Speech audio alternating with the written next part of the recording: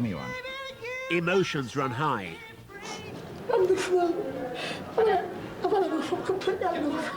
And dreams get shattered. And you heard it. I dare say somebody said to me, listen, you're about as funny as a kick in the nuts, get off, right? I dare say I would have been destroyed. It's about finding talent. Boys, you are the cheeky boys. But not everyone's got it. What I've got is that X factor, that charisma, and you can't buy that. And when things go wrong... So as soon as he was in, I knew he wasn't going to get out, ever. There's no worse place to be than on a TV talent show.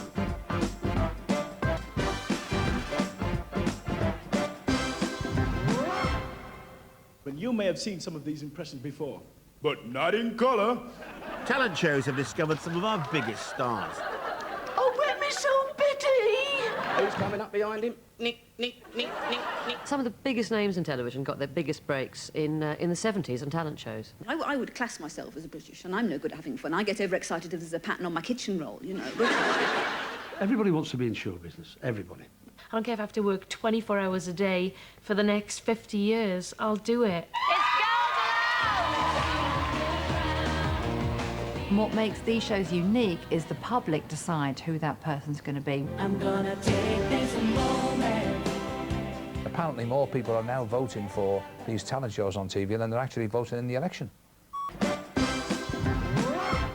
Triloquist, a singer, a girl playing a harp. It was bizarre. It is actually fairer to judge one singer against another, but how can you say a singer sings better than a comedian is funny? Right now, the humour of, from Liverpool, Tom O'Connor. Former teacher Tom O'Connor thrived on the competition.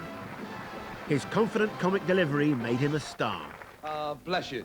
You know, 1976 has got to be better than this year, hasn't it? Because have you sat and thought what we've had in 75? Streakers. There's nothing brave in streaking. I mean, if they were any good, they'd walk. It's a very, very hard thing to do. You've got to stand there, stand your ground, try to look confident, even if your whole world is collapsing inside. He is lazy. He puts whiskey on the lawn, so it comes up a half cut. There's such a big strain on you. Your nerves were going. You didn't have to show it, but inside you were all wound up. Good night. If Tom and Stan found it tough, you can bet everyone else does. Our next rule for success is it's your one big chance. Don't blow it. That introduction was so good. A bad act can be painful to watch. I tell you, looking round, it's nice to see so many old faces, familiar faces, smiling faces, some of them even sober as well. Hands up if you think I look stupid. Comedy is difficult, isn't it? Yeah. You proved it conclusively today. Oh, boy. There's some fine-looking girls in the audience tonight. I ain't looking at you, so you can stop smiling. If the audience turns on you, the stage is a very lonely place. No, I'm sorry. No. You can't fool them. You can't just go up there and feed them anything. They know what they want. They know what's professional. They know the difference. They know if you really are funny. They know if you've worked on it or not. You're putting me on.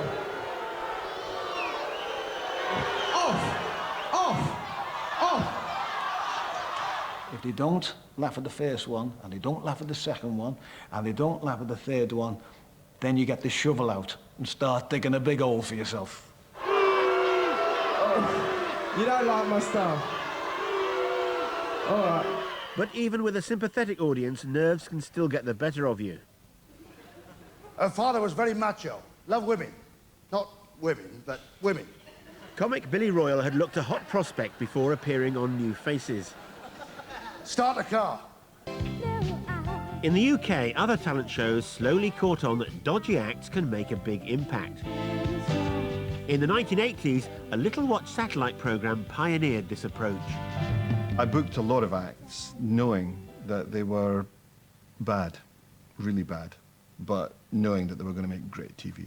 When I got there and saw the stuff that was coming in, the word we're looking for in terms of talent is alternative. The worst, and possibly the worst in talent show history, was Juliet from Doncaster.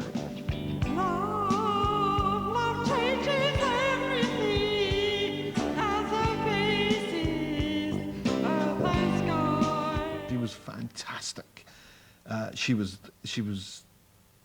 crap beyond belief, but she was a star. She was the worst singer I have ever seen.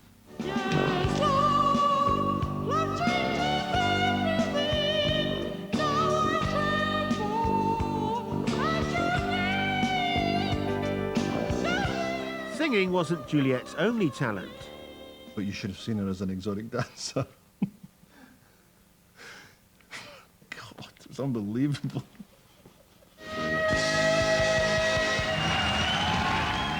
Juliet's performance was a new low point for Sky Star search. Give me some buns. I can't give you any. I can't score you because you did nothing right. You did nothing right, and because of that, you're bloody marvelous. The audience loves you. We all want more. I can't give you no way. Nothing from Sheila. Zero. I never had as much fun in my life seeing such rubbish. And the joyful thing about it was they all believed they were great. Of course, the key thing about feeling great is looking great. If you're going to crack it, remember, image is everything.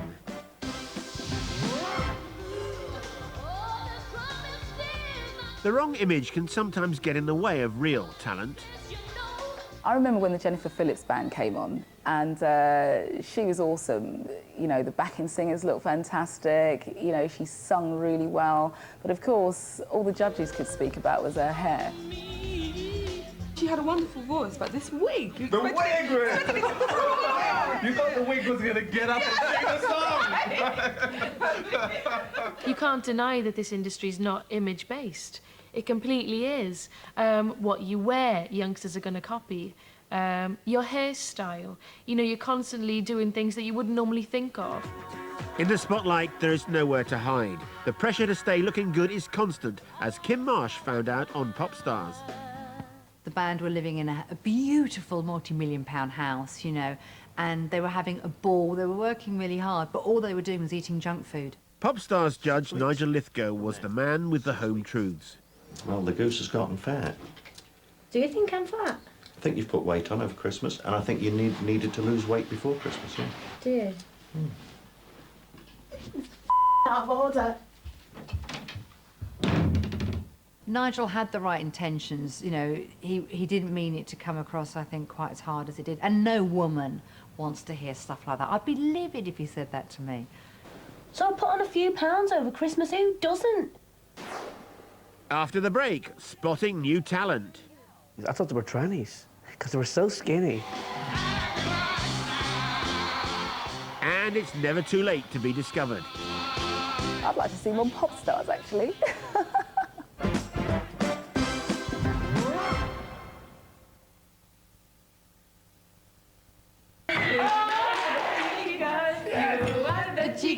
They wanted their 5 minutes of fame. In actual fact, I think they've got about 20 minutes. That's 19 too many in my book. Excellent. Fabulous. You're not through, though. Cheeky, cheeky.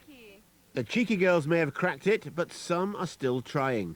With a song called Gladys, as in the name, Gladys all over, act number 5, The Unknown Superstar.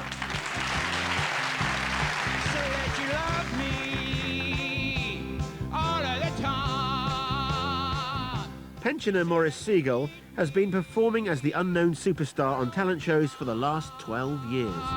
And I'm feeling, Gladys all over. Yes, I'm, Gladys all over. Baby, I'm, Gladys all over. Although he's now 70, Maurice still has hopes of hitting the big time. I want to get this Gladys all over to #1. I'm sure I can. And it's just that I need the right management and backing. Take me away. But you're not here by your side. I will stay. I will stay.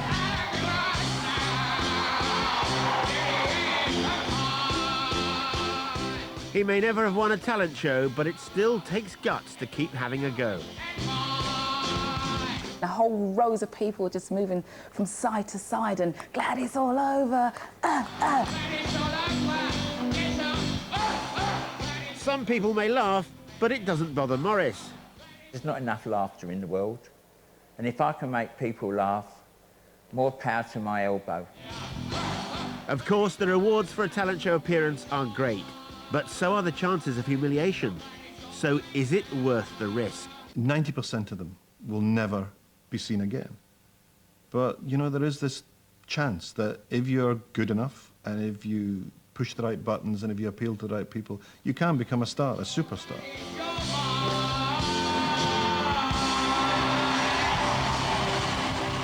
You've been on telly, you know, it's something that not everybody does. Not everybody gets a chance to do it.